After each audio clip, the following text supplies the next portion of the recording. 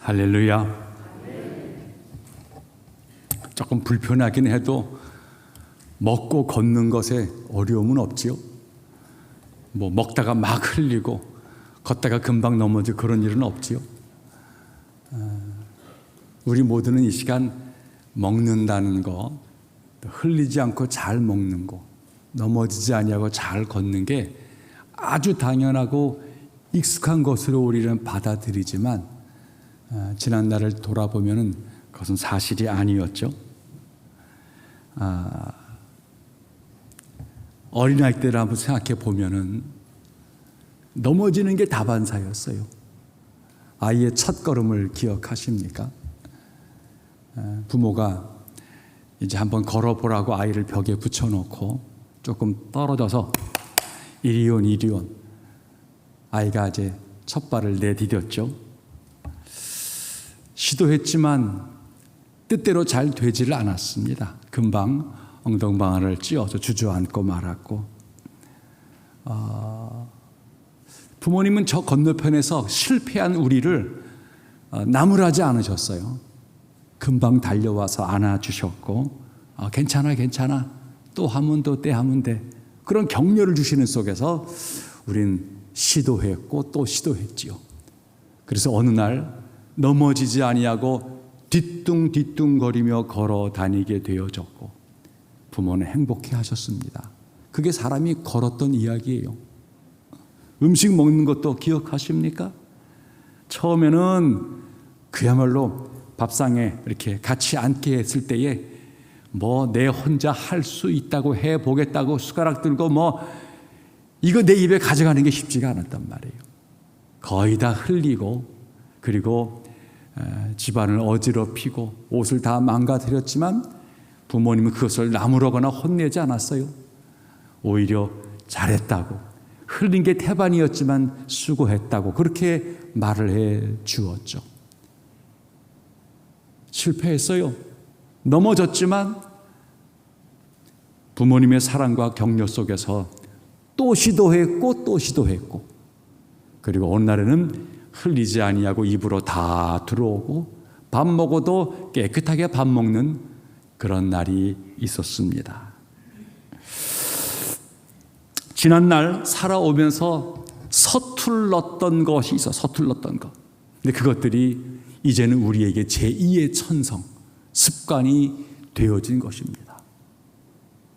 그런데 그 제2의 천성, 습관이라고 하는 것, 그거는 사실 과거에 어려웠던 것이었어요. 내가 자주 실패했던 것이었어요.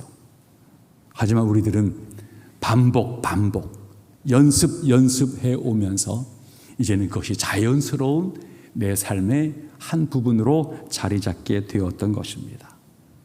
결국 실패라는 것, 괜찮아, 다시 하면 돼, 내가 도와줄게, 실패는 다시 하면 되는 것이었어요. 아직 우리가 그것을 내 몸의 습관으로, 좋은 이 훈련으로 아직 내 몸에 익숙하지 않았다는 것뿐이지, 우리가 실패했다라고 하는 것은 좌절하거나 낭망할 이유는 아니었다는 거예요. 자, 그런데 오늘날 어른이 되어져서 뭔가 문제를 만난 사람들을 보는 거예요. 실수했어요, 실패했어요. 일을 잘 못하는 사람들을 유심히 지켜보면은 실패하고 실수한 것뿐인데 그분들은 종종 그 자리에 그대로 머물러 있다는 거예요. 울고 있다는 거예요. 난 안 돼, 난 안 돼.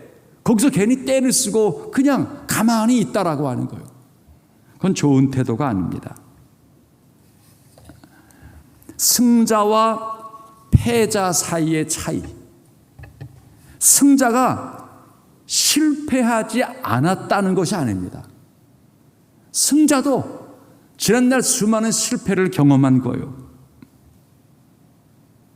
패도 마찬가지고요. 둘 다 실패한 겁니다. 그런데요, 승자는 실패를 정상적인 것으로 받아들였어요. 그래, 내가 졌어, 내가 실패했어, 넘어졌어. 그러나 또 일어났어요. 도전했고요.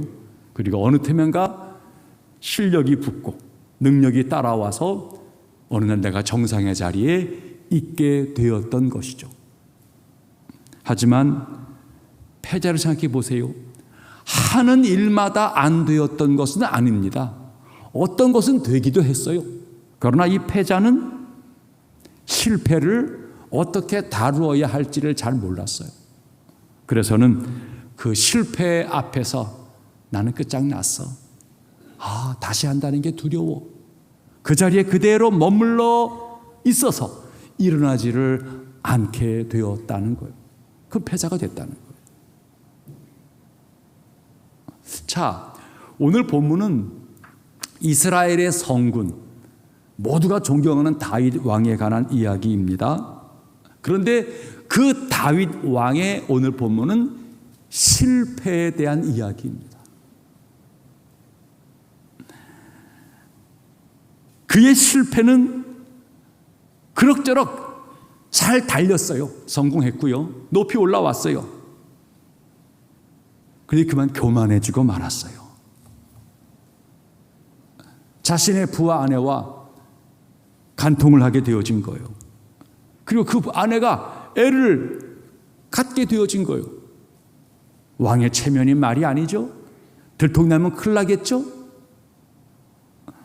이것을 숨기려고 결국은 그의 부하 장수를 죽을 수밖에 없는 곳에 보내서 죽게 했다는 거예요.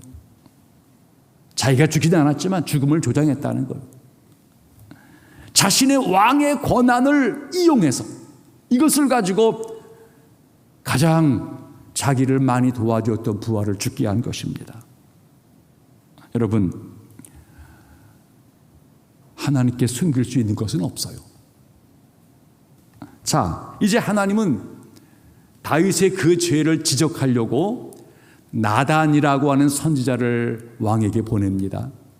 나단이 가서 왕에게 이야기를 들려주는 거예요. 한 성에 부자와 가난한 사람이 함께 있었습니다. 부자의 집에는 소, 낙타, 양, 염소들이 많았습니다. 그런데 이 가난한 집은 가진 게 없어서 양 한 마리밖에는 없습니다. 어린 양. 그래서 이 양을 자신의 식구인 양 같이 자고 같이 먹고 키웠다는 거예요. 그런데 부자의 집에 손님이 왔습니다.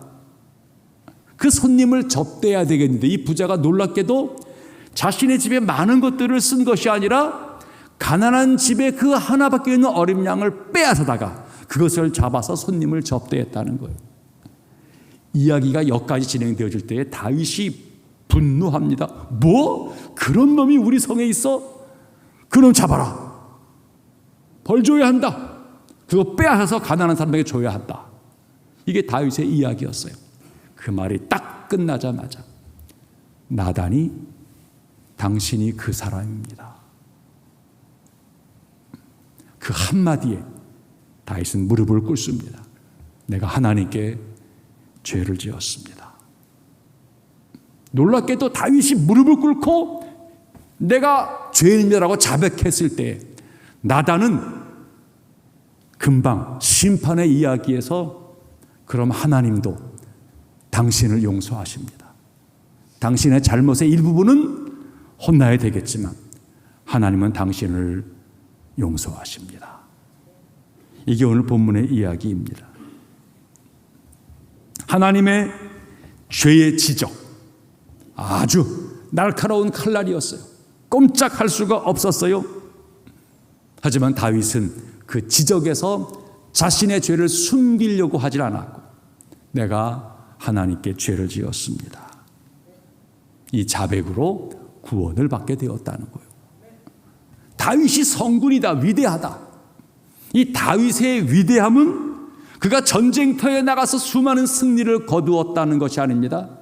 그가 백성들에게 잘 정치를 잘하고 정사를 잘 돌보았다는 것이 아닙니다. 성경은 다윗의 위대함을, 자신의 허물, 실수, 그 죄가 드러났을 때에 그것을 정확하게 인정한 자, 비록 왕이지만 그 정확히 인정한 것을 하나님의 기뻐 받으셨다는 거예요. 다윗의 위대함이에요. 여러분, 우리 신앙생활이 그거예요. 우리는 하나님 앞에 하나님 나 이거 필요해요. 이거 도와주세요.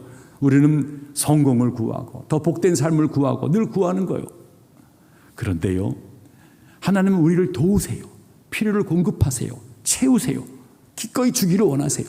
그런데 하나님이 우리 가운데 하기를 원하시는 가장 핵심, 이 첫 번은 우리의 실수와 실패와 잘못을 인정하기를 원하시는 거예요. 하나님은 우리가 우리의 죄를 자백하면 용서하십니다. 요한일서 1장 9절에 우리가 우리의 죄를 자백하면 그는 미쁘시고 의로우사 우리의 죄를 사하시고 우리를 모든 불의에서 깨끗하게 하실 것이요. 사람은 누구나 죄를 짓습니다. 죄를 짓는 것을 당연하게 여기면 안 돼요. 안 지으려고 몸부림을 쳐야 돼요. 그러나 인간은 종종 죄를 저지릅니다. 우리가 죄를 지을 수밖에 없는 약한 존재라고 하는 사실을 우리는 인정하며 살아가야 한다라고 하는 거예요. 진짜 문제는 뭡니까? 그 죄의 처리예요. 처리. 그 죄의 처리예요. 예수 믿는 신앙생활의 가장 핵심은 바로 이거예요. 나는 죄인입니다. 난 실패했습니다. 내게는 문제가 많습니다.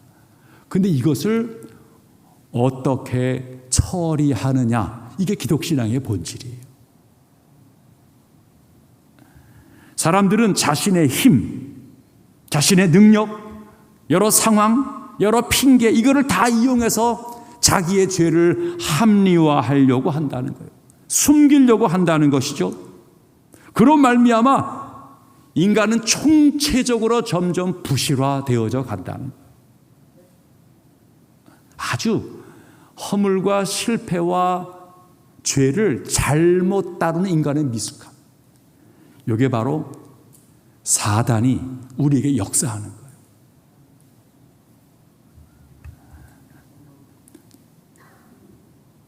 죄의 처리가 미숙해지면 인간은 불행해져요.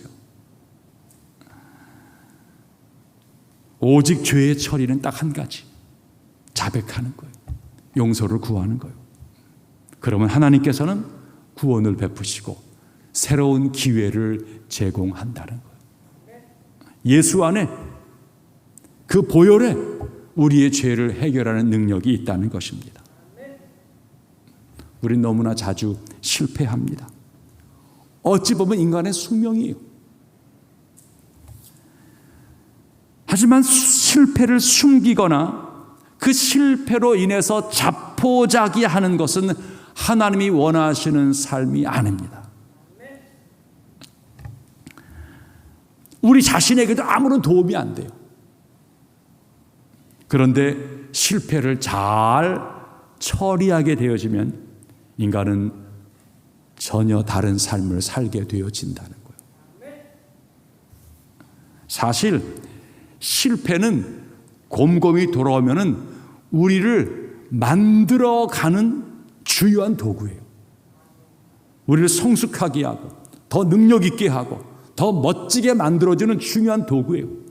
우리가 자백을 하고 하나님과 우리의 허물을 잘 들이면서 용납을 받고 이것을 다루는 훈련을 계속 받게 되어지면 성품이 개발되어져요. 하나님의 성품이 우리 안에 깃들어요. 우리는 사람들에게 더 좋은 영향력을 끼치게 되어져요.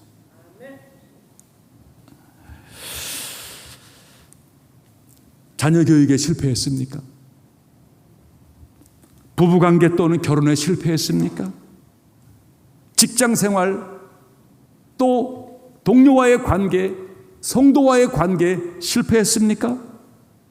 그럴 수 있어요. 그런데 기억하세요. 우리는 회복할 기회 앞에 놓여 있는 거예요. 실패를 덮고 싶겠죠? 부끄러우니까, 창피하니까. 하지만 덮는다고 이 실패가 사라지는 것은 아닙니다. 중요한 것은 회복의 기회를 갖는 거예요. 회복의 기회를. 주일날 예배를 드리러 온 거예요. 하나님께 영광을 돌려 온 거예요. 근데 그 모든 일의 출발은 뭐예요? 하나님, 제가 하나님의 피조물인데, 하나님 사랑을 받고 있는데 제가 그 사랑 앞에서 제대로 살지를 못했습니다. 제가 넘어졌어요. 불쌍합니다. 그걸 자백하는 거예요. 그럼 하나님은 우리의 허물을 용납하시면서 우리에게 용기를, 새 힘을 불어넣어주고 지혜를 주신다는 거예요. 이게 예배 속에 들어있는 거예요. 수고하고 무거운 짐을 가지고 주 앞에 온 거예요. 너무나 힘들어요. 내 힘으로는 안 돼요. 하나님 도와주세요. 그 자녀의 문제, 내 실패의 문제, 내 속에 있는 은밀함에 관한 문제를 하나님께 올려드리는 거예요. 하나님은 책망하거나 심판하는 것이 아니라 품어주신다는 거예요. 그걸 믿음으로 받아들이는 거예요. 주님이 그 일을 이루신 거예요, 십자가에서. 그리고 우리는 그 용납을 받으면서 찬양을 부르고 기도하는 중에 하나님과 소통이 이루어지는 것을 누리는 거예요. 그리고 말씀을 듣는 중에 지혜와 용기를 얻게 되어지는 거예요. 그리고 삶으로 돌아가서 또 한 번 문제 앞에서 대면케 되어지는 거예요.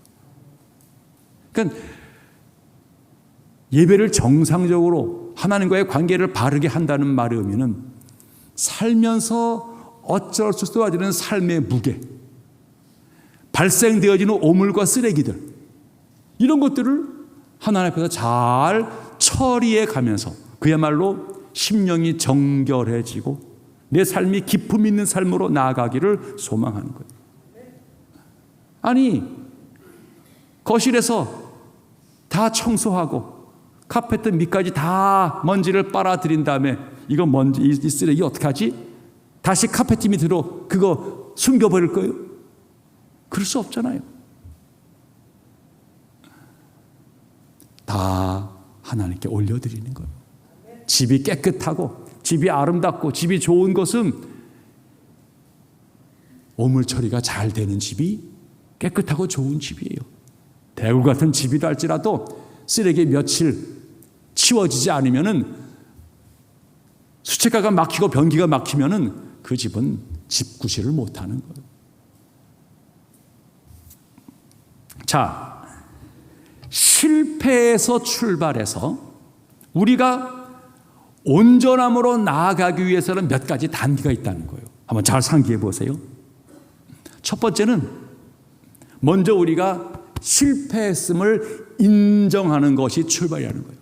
제가 잘못했습니다. 제가 죄인입니다. 인생의 주체의식을 가져야 돼요. 하나님이 주인이지만 그래도 하나님의 주인 이 몸뚱아리 이것을 내가 주체의식을 살려고 애를 써야 되는 거예요. 진정한 나 자신이 되려고 하면, 제대로 된 나를 만들어 가려고 하면 여러분, 실패를 내 것으로 받아들이는 정직함의 고백을 가져야 돼요.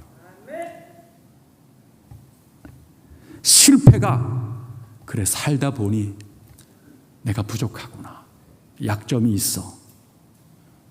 자꾸만 자신의 실패와 실수를 인정하게 되어지면 문제가 안 풀릴 때에도 우리는 당황할 이유가 없어요. 의연하게 대처할 능력을 갖게 되어지는 거예요. 실패가 내가 잘못한 거야 라고 받아들이게 되어지면 우리는 하나님께 도움을 받고 우리에게 주어진 여러 관계들을 다 인정을 해 나가면서 우리는 보다 더 폭넓게 살아갈 수 있다라고 하는 거예요. 그런데 종종 실패 상황에 왔을 적에 잘못 판단하는 것이죠. 아이고, 암담하다. 모든 희망이 사라졌다. 이제는 끝난 거야. 저 사람의 성공은 나와 무관해. 이런 식으로 실패 앞에서 누워버리는 것이죠. 실패 앞에서 그냥 아무 행동도 취하지 않은 끝장이라고 여기면서 그냥 포기하고 마는 것입니다. 아주 잘못된 방법입니다. 실패의 정확한 의미는 내 허물과 부족함을 깨닫는 시간이라는 거예요. 나 자신에 대해서 배울 시간이에요. 이게 내 수준이구나. 내 능력이구나. 내가 이런 한계가 있구나. 이런 자기를 배우는 것은 굉장히 중요한 거예요. 사람이 배울 적에 나 이런 능력이 있네. 이거 잘하네. 이거 더 잘하. 그것도 중요한 건 배우는 거예요. 그러나 이거 내가 못하는 거구나. 이거 내 약점이 있구나. 내가 요것만 건들면은 내가 바로 내 감정이 뒤틀리네. 요거 내 안에 이런 연약함이 있었구나. 이거 발견하는 것은 굉장히 중요한 발견입니다. 내 실패는 이것을 깨닫게 해주었다는 거예요. 내 모자람을 알면서 최후의 열망을 갖게 한다는 거예요.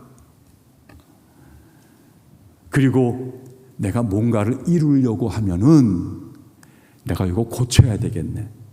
채워야 되겠네.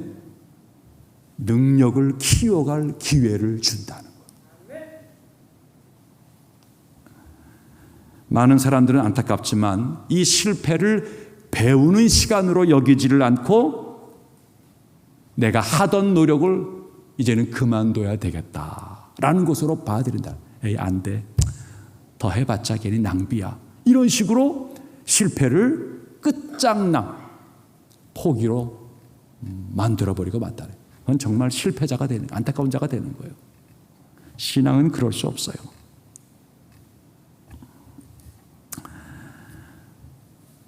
실패해서 인내를 배우는 거예요. 실패해서 겸손을 배우는 거예요. 실패해서 정직함을 배워가야 돼요.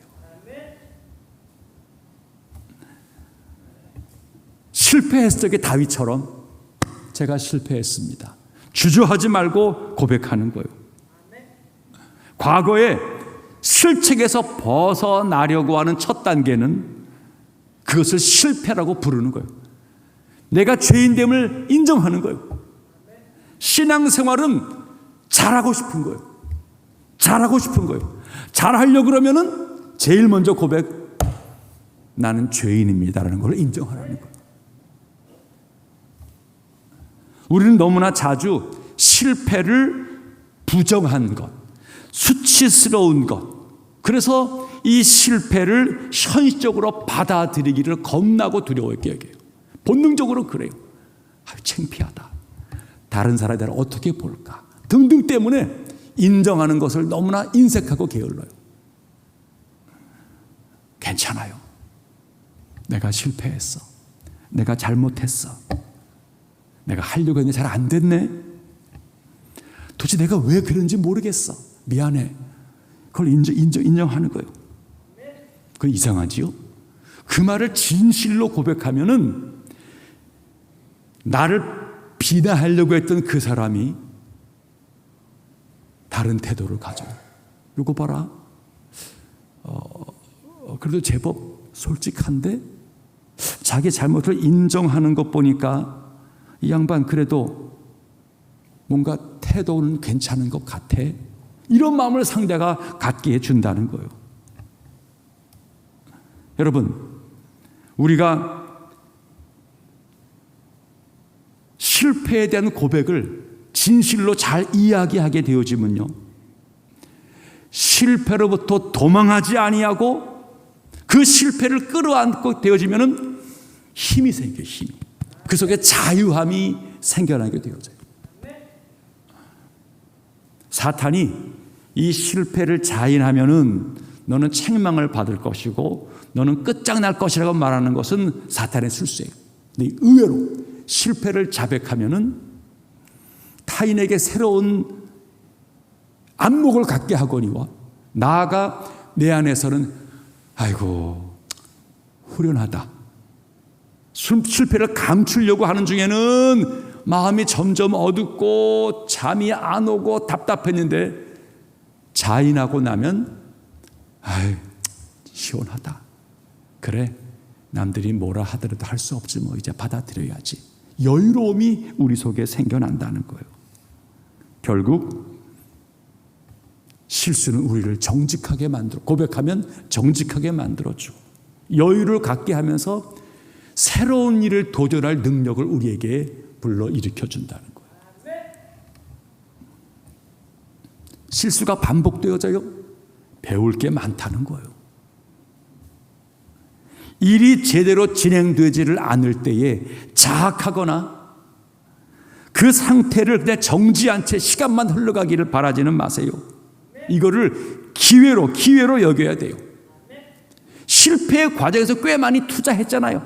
시간도 물질도 마음도 인간에서 투자를 많이 했잖아요. 그거 억울하지 않습니까? 그러면 내가 배울 것이 뭐가 있지? 라고 한번 생각해 보는 거예요. 이거를 진지하게 질문하면 실패는 꼭 낭비는 아니에요. 번절 이상을 찾을 수가 있어요. 실패해서 배울 수 있는 게 뭡니까? 내가 잘못한 게 뭐지? 이거 중요한 발견이에요. 내가 그래도 조금 잘했던 것은 뭐지? 또 혹시 내가 이 일을 진행하는 과정에서 내가 놓친 것은 없었나?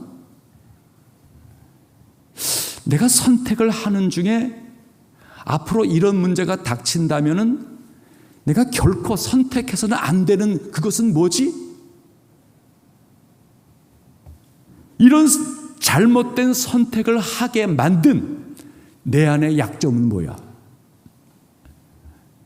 그래도 이 일을 진행하는 과정에서 내게 관심을 갖고 도움을 주었던 사람들, 환경들은 뭐지? 배울 게 많아요. 배울 게 많아요.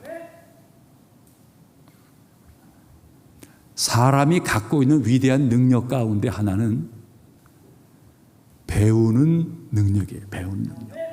가끔씩 돌고래나 뭐 침팬지나 자연의 여러 가지도 학습하는 능력이 있다 그래요. 하지만 다 제한적이에요. 사람은 하나님께서 그에게 위대한 마음을 주었어요. 긍정적으로도 배우지만 실수로도 배울 위대한 능력을 준 거예요. 우리가 이 배우는 능력, 실수를 인정하며 깊이 기도하면서 배울 능력을 갖고 있다 그러면은 여러분들은 미래가 밝은 거예요. 당장 꿈을 이루지는 못했지만 꿈을 이룰 법을 깨달은 거예요. 목적을 달성하는 능력뿐만 아니라 그것을 달성하는 데 필요한 배우는 능력이 우리 가운데 점점점 쌓여져 가는 거예요. 성경은 말합니다. 지혜가 내 영혼에게 이와 같은 줄을 알라. 이것을 얻으면 정령이 내 장래가 있겠고 내 소망이 끊어지지 아니하리라.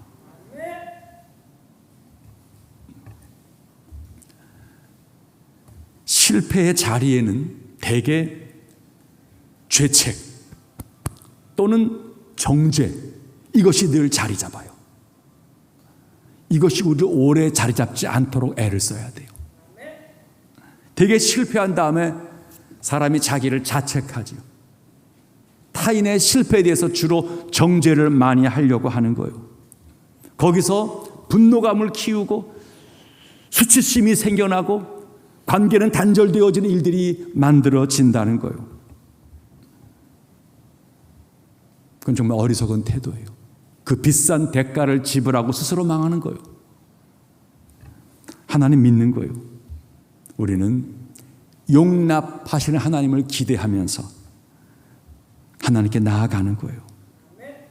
그리고 주변에 그래도 함께 기도하는 자에게 중보 기도를 요청하는 거예요.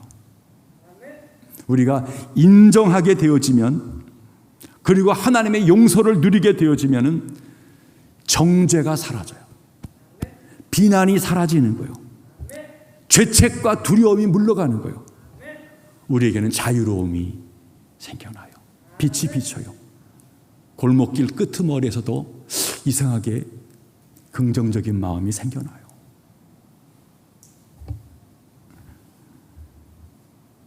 실패했던 일, 다음에 잘하려고 하면은 용서받아야 되고, 용서해 줘야 되고, 하나님의 은혜를 누려야 돼요. 그럼 잘할 수 있어요. 그런데 우리의 실패 가운데는 치명적인 실패가 있어요. 돌이키기 어려운 실패도 있어요. 이제 돌이킬 수 없는 실패가 있어요. 어찌해야 됩니까? 장사 지내시는 거예요. 어떤 실패는 정말 끝장난 것이 있어요. 돌아갈 수 없어요. 상황이 끝났다면 우리가 해야 될 일은 초상집에 가는 거예요. 슬픔의 시간을 갖는 거예요. 눈물 흘리고 아파하는 시간을 가질 수 있어요. 그러나 눈물 흘리고 아파하게 되어지면, 여전히 하나님을 신뢰하게 되어지면 우리는 일어나게 되어져요. 실패를 잘 처리하면 새로운 것을 응대할 여유가 그 속에 생겨나게 되어진다는 거예요. 땅에 묻고 애도하는 시간을 갖는 거예요. 하지만 그렇다고 해서 그것이 끝장은 아니라는 거예요. 너무나 소중했던 꿈의 종말을 맞았다고 모든 것을 잃어버린 것은 아닙니다. 실패와 아픔을 지혜롭게 견뎌내면 다시 출발할 수 있어요. 승리자는 자신의 실패를 받아들이고 하나님은 그의 수치심을 거두어 준다. 다시 한번요. 승리자는 자신의 실패를 받아들이는 거예요. 그리고 하나님은 그의 수치심을 거두어 가신다는 거예요. 이게 잘 되면 우리는 나날이 승리에 가게 되어져 가는 거예요. 사실 제대로 된 실패, 이거를 잘 간직한 자만이 나중에 성공의 좋은 다리로 나아갈 수가 있어요. 실패가 끝은 아니에요. 우리가 그것을 어떻게 다루냐에 따라서 그 실패는 에너지가 될 수도 있고 놀랍게도 복의 통로가 되어지기도 한다는 거예요. 여러분, 신앙생활을 잘 헤아리세요. 잘해야지. 그리고 실패를 하지 않으려고 그거 애쓰는 것은 신앙생활을 바르게 하는 것이 아니에요. 오히려 담대하게 실수할 수 있어요. 그러나 그것을 처리하는 능력을 키워가는 거예요. 그러면 견고하게 세워져요. 모두가 실패해요. 우리가 도울 수 있는 능력은 실패하지 않은 능력이 아니라 실패했을 때에 처리하는 능력을 우린 도울 수가 있는 거예요. 이게 예수 믿는 거예요. 십자가는 바로 그 사건이에요. 우리가 다 마음대로 할 수 있다면 주님이 십자가를 지실 이유가 없어요. 우리 약함을 아시고 우리의 허물을 스스로 해결할 수 없었기에 주님께서는 용납하기 위해서 우리의 모든 죄의 짐을 대신 짊어지시고 죽기까지 사랑하셨다는 거예요. 그 사랑을 믿는 게 우리 예수 믿는 거예요. 실패했지만 용납하시는 주님을 기대하는 것이 우리 신앙생활이에요. 여러분들, 자녀에 대하여서, 우리 주변 동료에 대해서, 무엇보다 여러분 자신에 대하여서 괜히 자학하거나 괜히 비난하고 정죄하는 속에서 그 자리에 머물러 있고 앉아 있고 누워 있지 마세요. 하나님은 용납하십니다. 다윗의 죄를 용납하신 그 하나님은 예수 안에서 우리의 그 어떤 죄도 용납하세요. 자백하시고 하나님 앞에서 은혜를 구하세요. 일어나시고 도전해 가시고 새날을 펼쳐 가심으로 선한 영향력을 주변에 이루어가는 온 성도의 삶 되기를